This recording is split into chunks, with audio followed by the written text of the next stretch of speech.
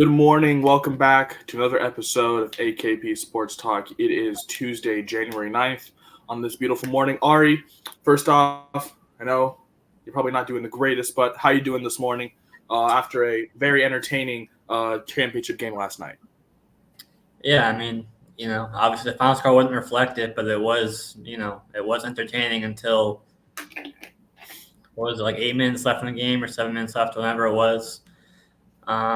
But yeah, I'm doing good. We'll go over the recap obviously, but got a nice tennis win that I had yesterday, so that was good. Yeah, we can officially add we are officially undefeated in our ATP bets on this year specifically. But we're going to get into our full recap right now. First, going to mine. Look, tough day. Arkansas Pine Bluff, they kept it close all game, but Alabama State did get up getting the win. I just thought it was going to be a very competitive game. It was great to see Pine Bluff keep it close, but it was just a tough break. Alabama State pretty much controlled the lead throughout that game. They were always up by maybe it was a 3 or 4 or 5. They always maintain like a pretty steady 1 to 2 possession lead, and if some buckets go Pine Bluff's way, that's just another that's a win for us. So and it's the MEAC and SWAC. You really can't really be taking this too seriously because at the end of the day, these are going to be a lot of first round exits in March Madness, especially in the first four. So it was just a tough break. And then McNeese, they did not cover. They only won by 10. It was a very close game. They did very defensive presence apparently for Northwestern State. Did not expect that, but McNeese opened it up in the second half a little bit, but they didn't really maintain like anything more than a 10-point lead. Ended up obviously winning by about a few possessions, I believe, about 9 or 10. So I thought McNeese was going to at least control this game a lot more, but just tough shooting day, and it was just a tough look. That the fact that it was just a close game, very low scoring. So obviously shooting troubles on the road. You just sometimes these kids can't shoot, and that's kind of been how we've been losing some of these big games. Just not just good looks, but we just can't shoot the ball well. But we'll definitely look to bounce back after a 0-2 day yesterday. Ari, I know one game didn't go your way. How'd that other one go?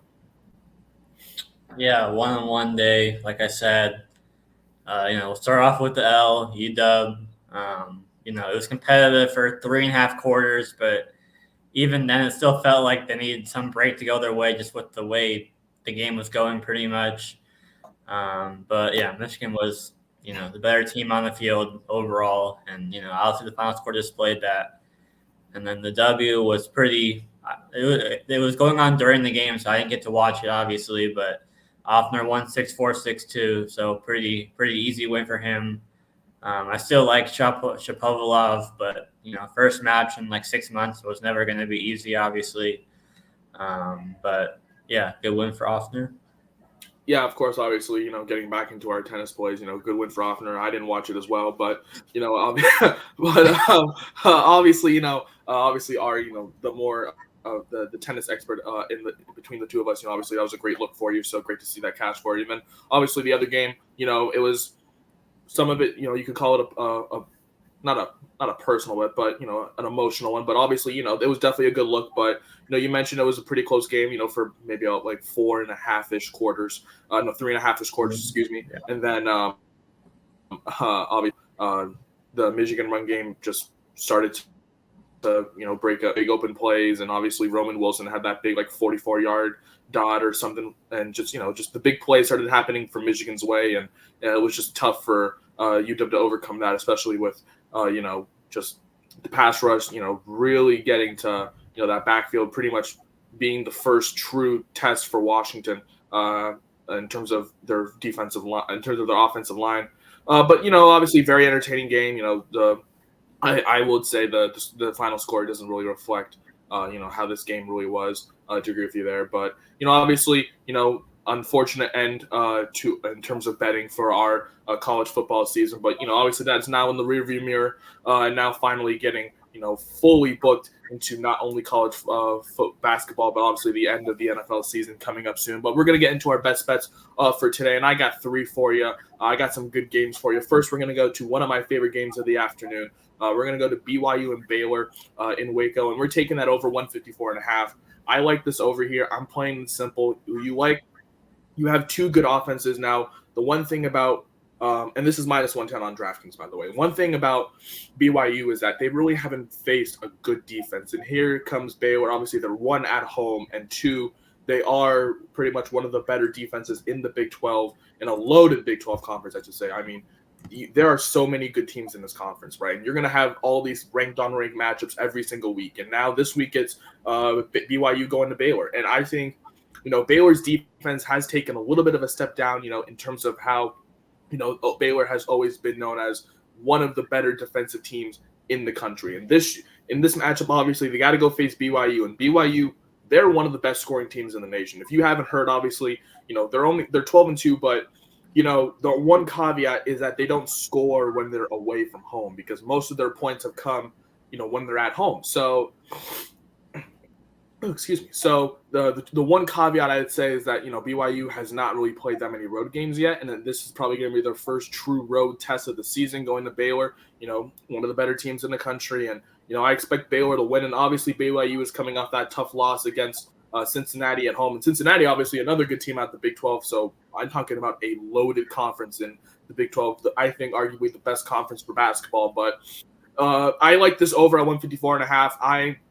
I'm more backing BYU's offense on the road here in this interesting spot, because obviously their offense didn't show up at home. So, I'm trusting them in a bounce back spot on the road. And then Baylor, obviously having one of the best offenses, not only at home, but just in the country. Baylor scores. They love to pile up the points when they're at home. We've seen all their big game blowouts before. And I just think this is going to be a very interesting game. I don't like a spread in this line. I saw Baylor 4.5, and I just want to take that over. I just like the points here. So I'm taking 154.5. I'm taking the over. I think this is going to be, a very exciting offensive game between two of the best offenses, not only in the Big 12, but also in the country.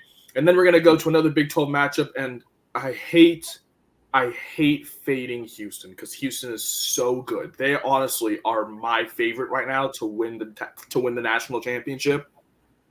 But they got to go to Iowa State, and this is not a good look for them. I'm taking Iowa State on the points at plus 3.5. I think this is a great look for an Iowa State team who is 1, better at home, 2, better offensively at home, 3, better defensively at home, and 4, one of the sneakiest teams in this Big 12. I mean, I'll stop glazing the Big 12, but I mean, you got to look at how many good teams there are, and Iowa State's coming off a tough loss on the road against Oklahoma, but that's the thing.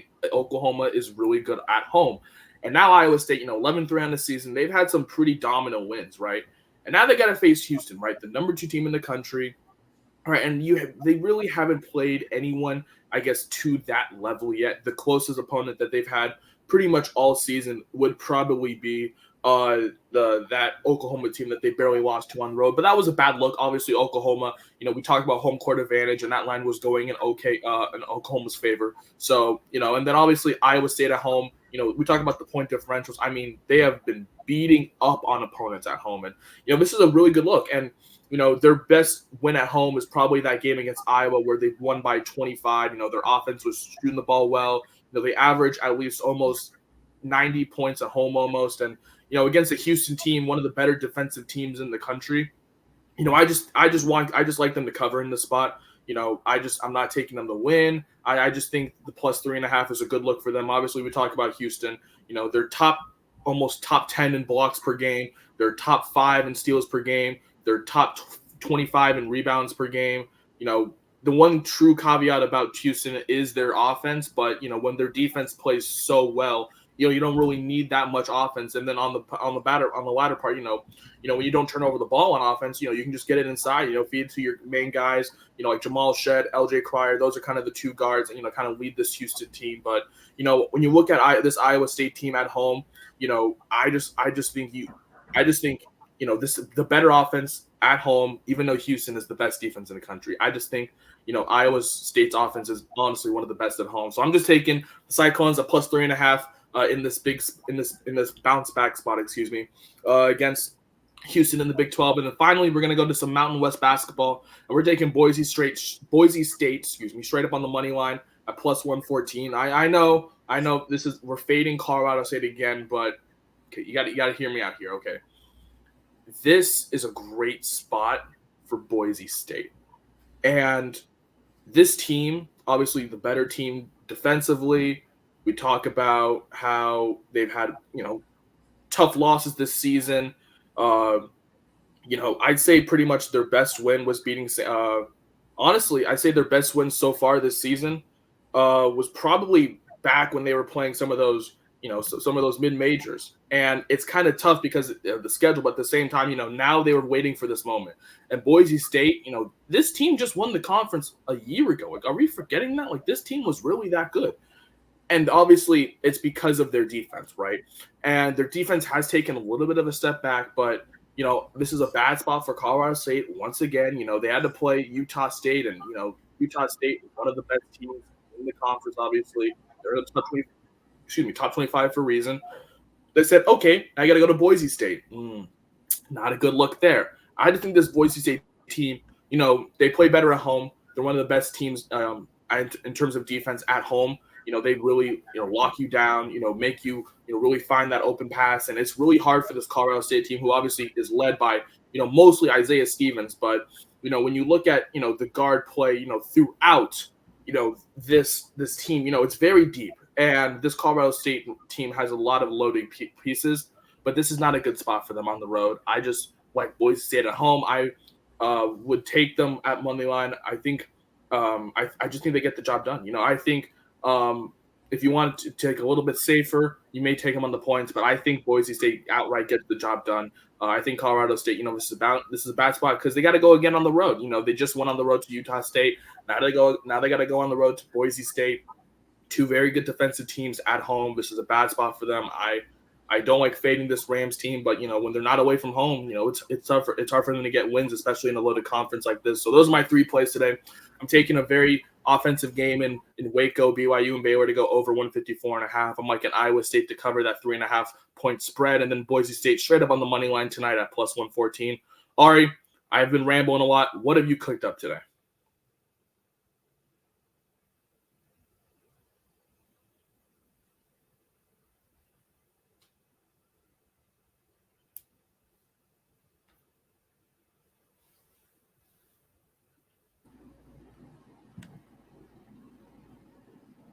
Am I back? Yeah, so it looks like you're finally back, Ari, but I was just saying, cook that up. What have you cooked up? Okay, so going back to the hard court, yeah. Probably one of the best matches of the night, Matteo Arnaldi against Nicholas Jarry. Jarry is slightly higher ranked, but Arnaldi is a slight favorite in the match, but it's basically even. Arnaldi's off to a 3-1 start in the new year. Jarry's 1-0, so both off to a fine start. I just like the fight I've seen out of Arnaldi in his competitive matches to start the new year, and he's had a lot of close matches in his young career with top 5 players in the world like Alcaraz and Medvedev, and he's shown up in those matches, and now he gets another top 20 match here against Jarry. And I'm just going with the young kid Arnaldi to pull through, with his recent form that he's shown since the start of January, and to pull out. It's gonna be tight, I think, but I think he pulls it out in the end. And then going to the hard court, Mavericks. Unfortunately, last night was the news of Ja Morant being out for the year due to a shoulder injury, and early in the season when he suspended. The theme for me here was fading Memphis without Ja, and unfortunately, we're going back to that here. With Ja out, we're just going. I think Dallas probably blows them out. I think they covered 8.5. But again, I'm more confident for most games. Just betting on the first half. Obviously, the news came out literally late last night, second half of the national championship game that he was going to be out. So it's all still kind of fresh, obviously. So I'm just going with the Mavericks, just get off to a strong start in this game and cover the first half, win by 5 in the first half against Memphis. So Arnaldi money line and I think it's ATP Adelaide. for that, and then Mavericks first half -4.5 against Memphis. I mean, you talked about ATP Adelaide. I'll let you dominate that because I have no idea what I'm talking about, and I don't want to give anyone some bad betting advice. But the Mavericks first half, you did talk about the now new absence of John Moran, obviously out with I think it was an AC joint injury in his shoulder. So obviously his season is unfortunately coming to an end, and obviously with season-ending surgery, you talked about your favorite system before he came back. Obviously, when he was suspended, fading the Grizzlies without John Moran, and now we're going to go back to that system. But obviously, due to unfortunate circumstances, so just taking the first half, Mavericks first half -4.5. I like that play. I definitely do think that the Mavericks do cover the full spread, but we might as well just see how it is for the first game without John Moran. Truly for this team now out for the rest of the season. It's a tragedy, but it's just a tough saying. You hate to see it, but at least. A new system, old system comes back into play for us. So, Arnaldi on the money line, and then the Mavericks first half -4.5. Those are Ari's 2 plays. My 3 plays today, taking BYU Baylor over 154.5. Iowa State to cover the 3.5 point spread at home, and then Boise State straight up on the money line at +114. Once again, you can find all of these plays posted on our Twitter below, AKP Sports Talk. We will have our full card and video posted momentarily, but after this video. That's going to do it for this episode of AKP Sports Talk. Now, I do want to talk about what the future of this video is going to be looking like now. Obviously, I'm going to be doing a full-time position now. So with that, daily videos are not going to be, being uploaded every day, but we obviously will be having our full cards posted on Twitter every single day.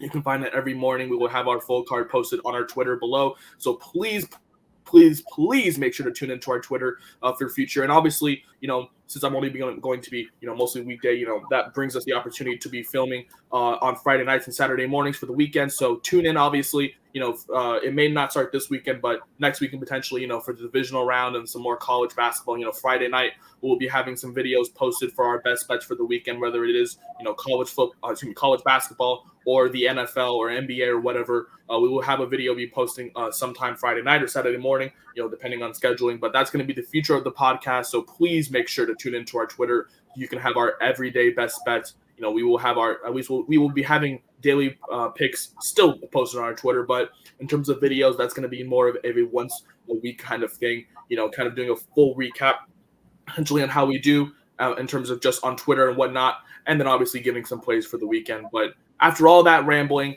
that is finally going to do it. We will be back, however, tomorrow. We will have a video tomorrow, so we'll be back tomorrow for another video. But that's going to do it for this video. That is Ari. I'm Korea. And also, don't forget, we got Wildcard Weekend coming up soon, so we're going to have our best bets for an amazing weekend full of plenty of interesting storylines. But that's going to do it. Thank you guys so much for tuning in. We will see you guys tomorrow morning.